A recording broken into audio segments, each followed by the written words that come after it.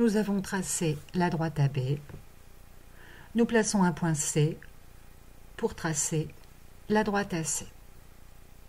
Ensuite, comme tout à l'heure, nous traçons la droite BC. Cette fois-ci, nous allons placer un point D qui n'est pas sur la demi-droite AB, mais qui est aligné avec A et B.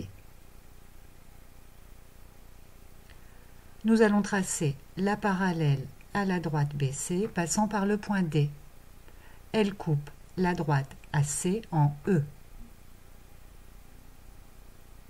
Nous allons nous intéresser au triangle ABC et au triangle AED. Pour ceci, regardons un peu ce qui se passe pour les angles de ces deux triangles.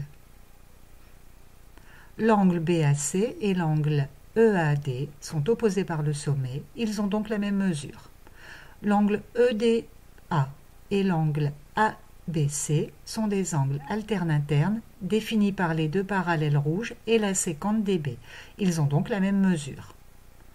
L'angle ACB et l'angle DEA sont alternes-internes définis par les deux parallèles rouges et la sécante DB. Ils ont donc la même mesure.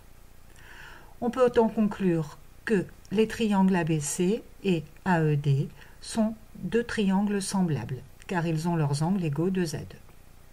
Si ce sont des triangles semblables, ils ont leurs côtés proportionnels 2 à 2.